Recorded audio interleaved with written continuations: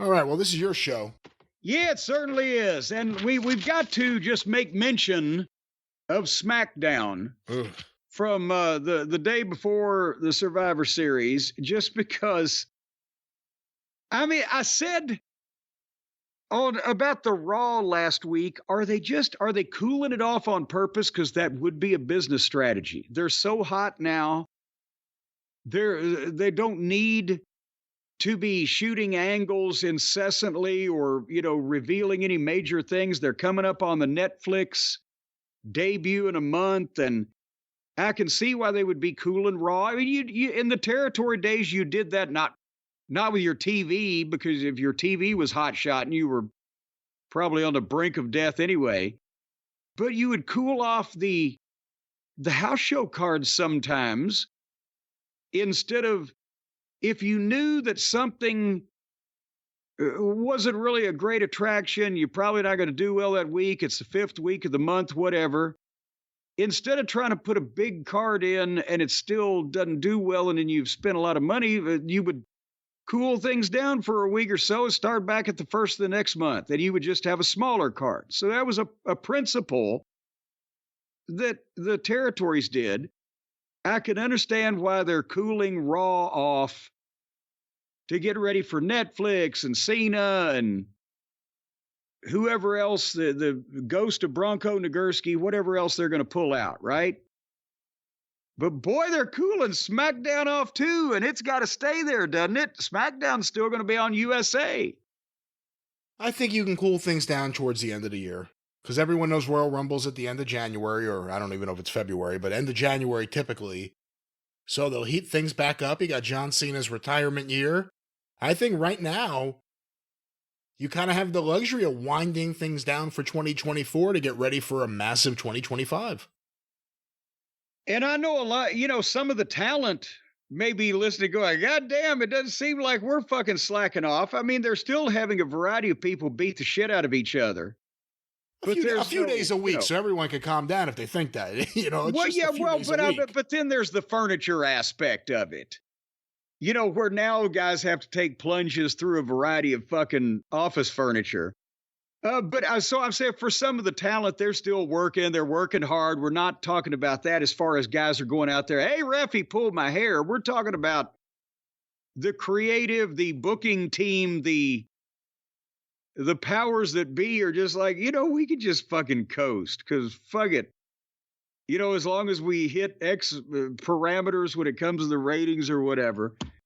But boy, howdy, there wasn't a lot going on. And I'm just, they had the first 15 minutes of the show. This was November 29th, the day after Thanksgiving. If people are listening to this in the future, where our voices will live on like some kind of goddamn 2001 Space Odyssey bullshit.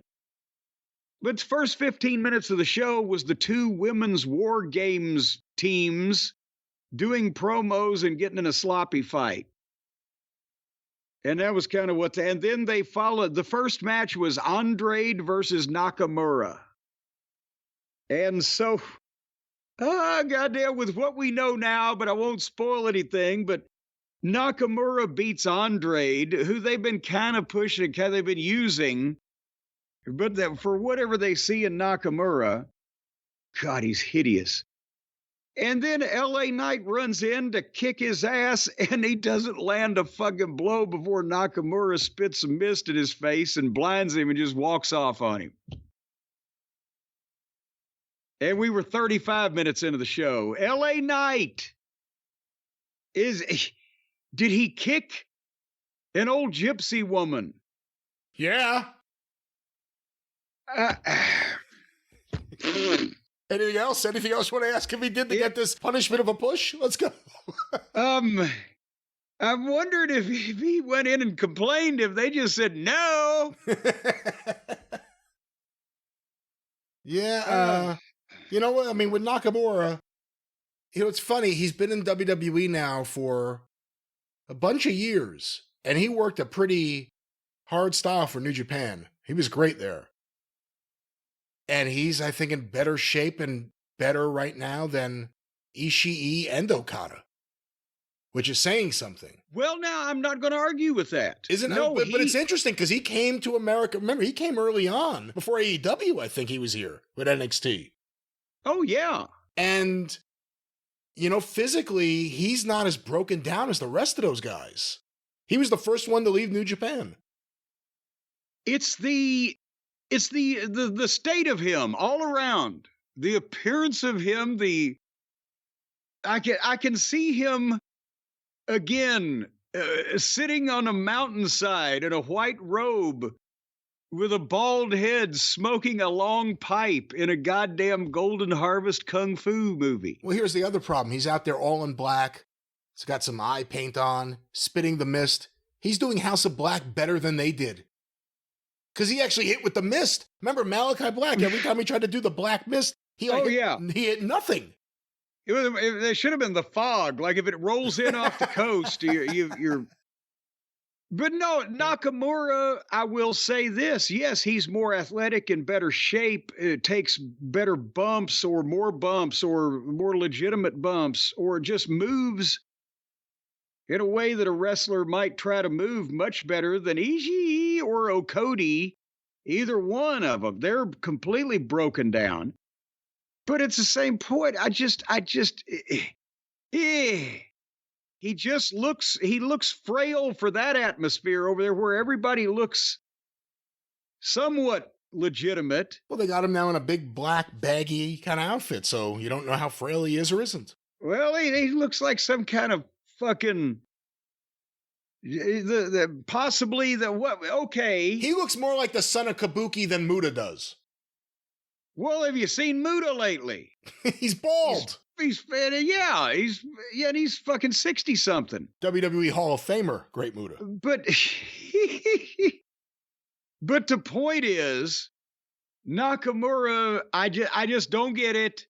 And I don't think he looks that impressive for that field over there. And here we are, and we've got him. Did you hear the latest about Kota Ibushi?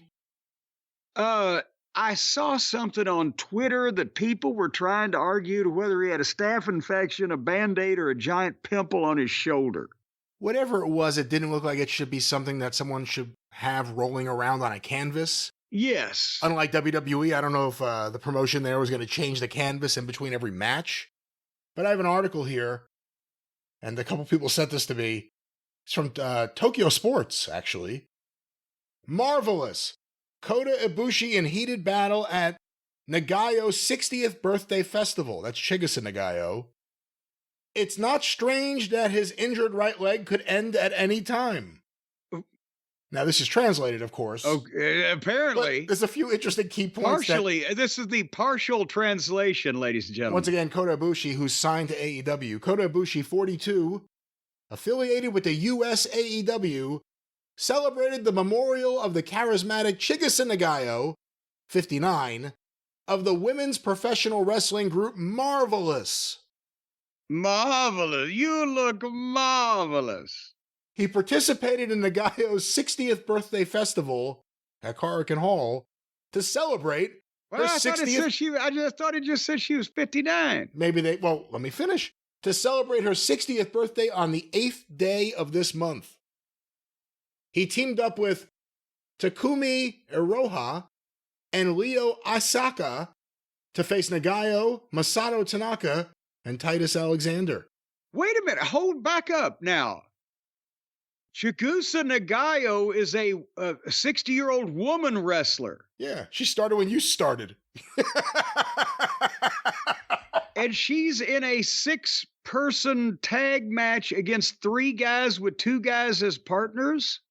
Well, one of them, I'm guessing, I don't know who Takumi Iroha is. Maybe that's the woman on the side with Kota and Ryo Asaka. But after 10 minutes into the match, Ibushi finally faced Nagayo. And they glared at each other for a while. Yes, because one is a 60-year-old fucking woman and the other one has just had both of his feet amputated. While the two finally approached each other, they put their foreheads together and engaged in back-and-forth chop battle. After that, Ibushi received a knee kick from Nagayo and was tightened up with an Achilles tendon hold causing him to writhe in agony. Still, after 15 minutes, Ibushi hit Titus with a dragon suplex to gain the momentum, and finally hit Titus with a Kamigoye for the 3 count. What is that?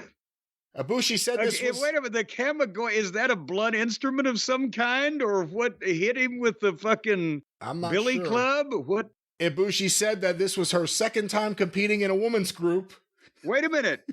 Ibushi said this was her second... Again, translation. I'm guessing something is lost here in the translation. Yeah, apparently, that's the problem. And people won't admit that the whole Japanese wrestling scene gets lost in the translation over here. Ibushi said this was her second time competing in a women's group, the only time being the Stardom Ryugo tournament in April 29, 2013, where Ayaka made her debut. When asked why she decided to participate, again, they mean he, the translator, Ibushi said, here's a quote. No, take it the way you want. Here's a translated quote. AEW will be issuing visas again from next year, but I feel like the Japanese pro wrestling world is somehow declining, so I want to help lift it up. That's why I'm doing everything for free. Having a fucking match with a 60-year-old woman? That's why I'm doing everything for free this time. What? Yeah, that's the reason, not because Tony's paying you. Wait a no! Better so loud. No. Oh, no. I'll stop here. Let you. No. Nobody can fuck Tony like that son of a bitch. Nobody can fuck Tony like this guy. This guy signed a contract with AEW because he's best friends with Kenny Olivier. And so Tony signs him up for, at the time it was reported, certainly it was $1 million a year, $1 million, but a lot of fucking money. And when Tony signs the guy, he promptly goes out and breaks or blows out the tendons and ligaments in, or whatever he did, a variety of things, both of his fucking feet. On someone else's show. On shows in Japan. And he never actually starts the official work for the official contract that he signed. And Tony has paid him to go have double ankle surgeries and recuperate or vituperate all this time. And now he's telling people that he's going to work in Japan for free to help their business over there. And why not? Because this sucker in America is sending him more money than he'd make there to begin with. To do nothing. Tony Ibushi wants to know if you're okay with him working a big retirement show, a big anniversary show. Oh, who is it? Tenryu retired a few years ago, and Muda's not wrestling. Chigusa Nagayo. Well, let me go back to the article here, Jim. He injured his right leg when he faced Marufuji at Noah Ariake on January 2nd this year. He was diagnosed with complex damage to the lateral ligaments of the right ankle, accompanied by a rupture of the right tibiofibular ligament. Although he returned to the ring at GLEAT, that's a promotion. He returned to the ring at GLEAT in July. That's the noise that they make when the refrigerator jacks gives them the bonsai drop. GLEAT! Although he returned to the ring at GLEAT in July. I just can't hear that. He is not yet in perfect condition. Oh, you think? Because he's 40-something years old. 42. And just when you think Marvelous is the worst name for a promotion, GLEAT! GLEAT! Here's a quote from Ibushi to wrap this up. My legs are at their limit, and it could end at any time. I wanted to keep going before I can't do it anymore. So I decided to compete today. I'm really at the limit, but I want to contribute to the world of professional wrestling before I end my career. So I'm currently appearing in various places. It's like coming to see somebody hit the wall. My fucking legs could break off and sting up my ass at any given point, people. So get your tickets now. It's a hell of a selling point. Will today be the day his legs fall off? Find out. So be splayed out, flipping and flopping in the breeze. That's when you'll know that I. But no mention of ending his career where the guy's paid him the $1 million. The best way to get people to forget your legs about to fall off is have a big gaping wound on your back, which are all these pictures I've seen. How the fuck is he wrestling with that? That's what. Oh, God damn it. Oh. This guy may be the dumbest human being on the planet. Before we start talking about his goddamn dramatic situation with his amputated legs, you were talking about the giant carbuncle. There's pictures, still frames of him in this video where, again, some people said, oh, it was a Band-Aid that was flopping around on his back. But it looked... I've had a lot of Band-Aids in my life. I've never seen a Band-Aid that looked like that. It looked like some kind of... Imagine a zit that had reached the proportion of a fucking billiard ball. The next new company over there, Pro Wrestling MRSA. But the thing is, if it was what it looked like, I can't see how that it wouldn't have just popped, and because that thing could have put somebody's eye out. So I thought, or some kind of goddamn tumor or whatever the fuck. But you would have thought that if it was as bad, and here's what I was going to say: under normal circumstances, with normal people, you would have thought that if it was as bad as what it looked like, that he would have been all taped up with a variety of that, because they tape their own shoulders up just to support the muscles. How about to cover up a disgusting, repugnant, gaping fucking wound of some description? That's what I was going to say, but he might not be normal.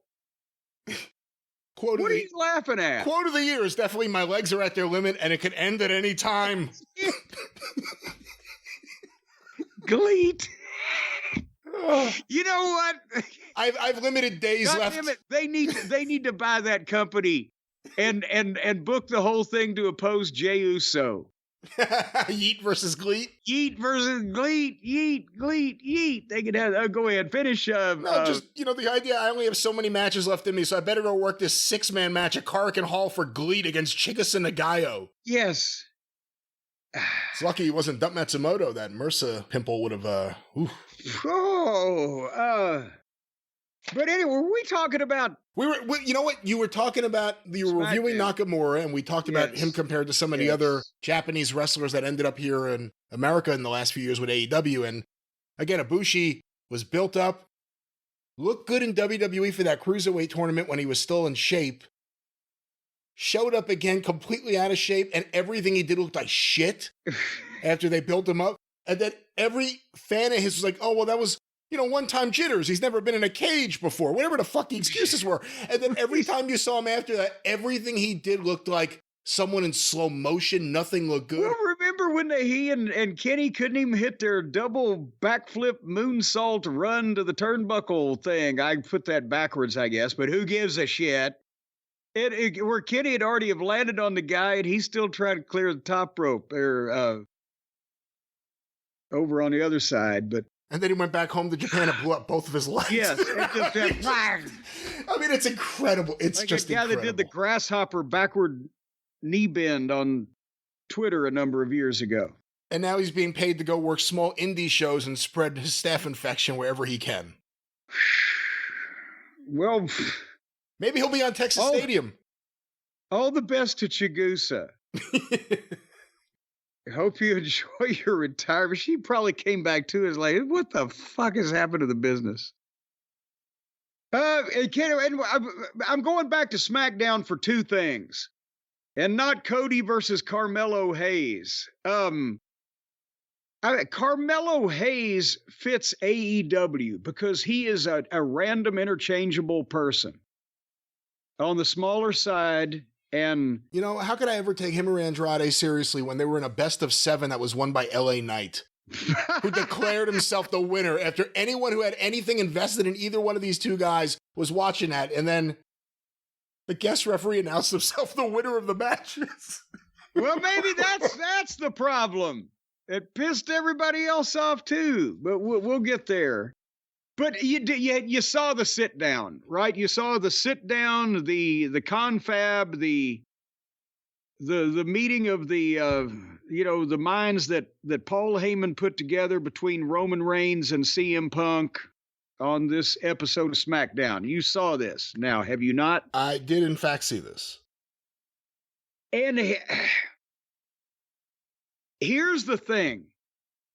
People are going to say, and the ominous music did not help the case. It was a detriment, I thought, to the talent.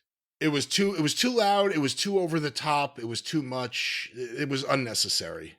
But if you want to see the difference between people who can actually conceptualize something and then perform it, minus the ominous music, and people who see shit in their head and that's why they ain't in Hollywood. If this segment had been on AEW, we would be fucking roasting it because of the overly dramatic nature and the ominous music and the sit down in the dark room and it was a movie scene. But the thing is, these are probably the three best fucking actors in the goddamn wrestling business. So for them, it works. If this had been on AEW television, it actually would have been better for us because it would have been fucking hilarious and we would have been laughing and taking the piss out of it because it would have been not ready for cable access. So for the sake of the program, they better be glad it was these three guys in it, because could anybody else have pulled this off this way? I mean, I didn't like it, so I may not be the person to ask. I mean, they did fine, I guess, for their brand of acting. I think Roman's a little over the top with his facial expressions before Punk got there. But it was too much. To me, it was too corny. You know, it's the same reason I didn't like that Roman Cody Rhodes football field meeting. The idea is all right. Maybe if it was shot in a way that wasn't so produced, it would feel differently. The music was over the top. It felt like a scene. It felt like Paul Heyman concocted a fucking scene. And, you know, they were all fine, I guess, but I didn't Directed by Quentin Haymantino. Yeah, I didn't like it. I didn't like it personally. Well, that's the thing. It was performed well. It got the point across. It got the story across. They are telling the story. And to be honest with you, I could see either one of these three guys doing this if this was a television show. But that's the thing, is it was, again, the ominous music. Whenever I think back to TNA and have flashbacks, and maybe it's PTSD or whatever, of those overly dramatic things it's the game show type of music. You know, they're thinking on Who Wants to Be a Millionaire? Doom, doom, doom, doom, doom, doom.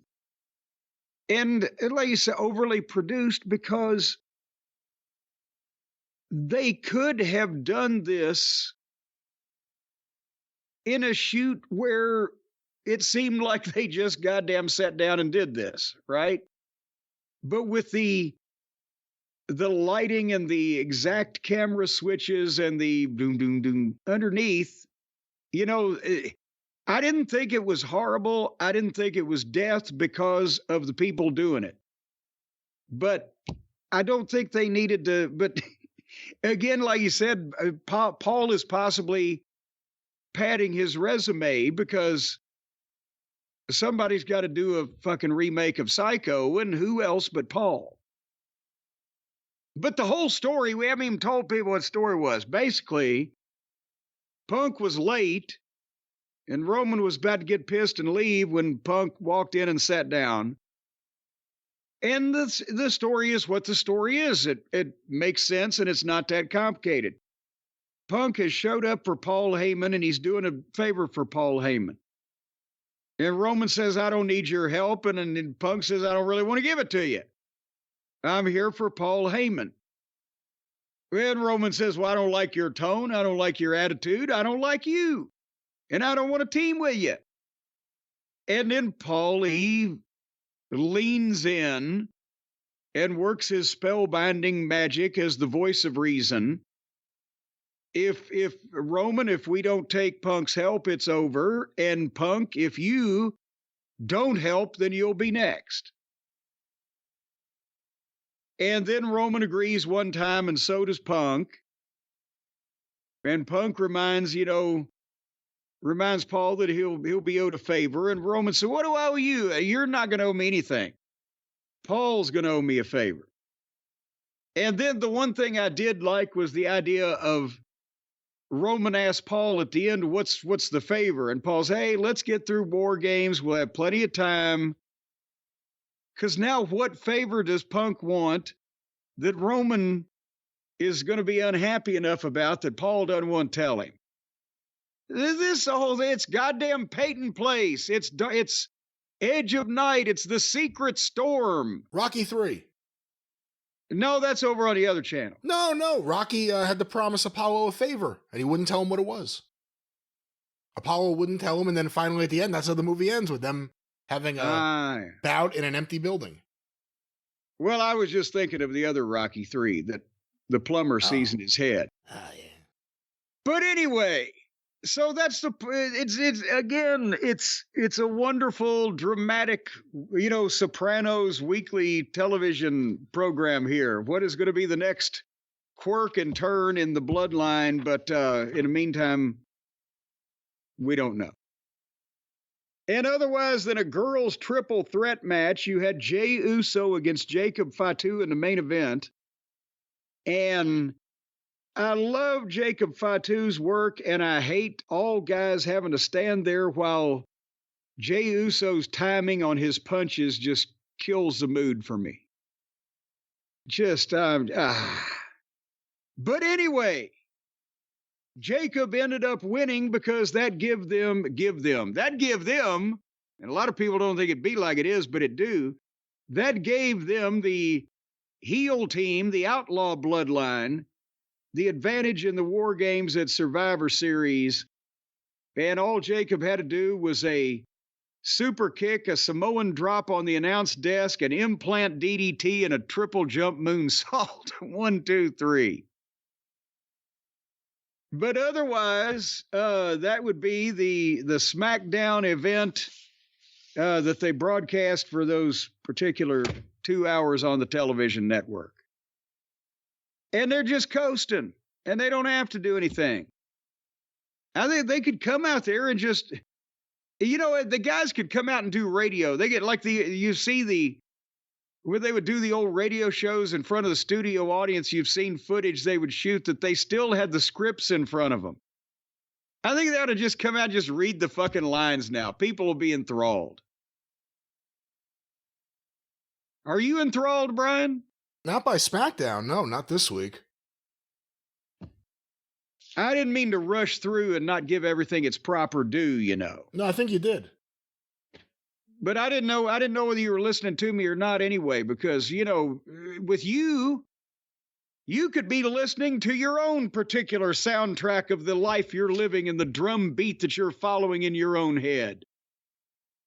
You never know about you. I like what you're selling. Are you selling? I don't know what you're doing, actually. Well, I'm going to sell something here, because I'll tell you what, it's coming up on Christmas, and Raycon, if you order their everyday wireless earbuds, they will get them to you quicker than I will get the Cornette's Collectibles products to you, because they don't have to autograph these things.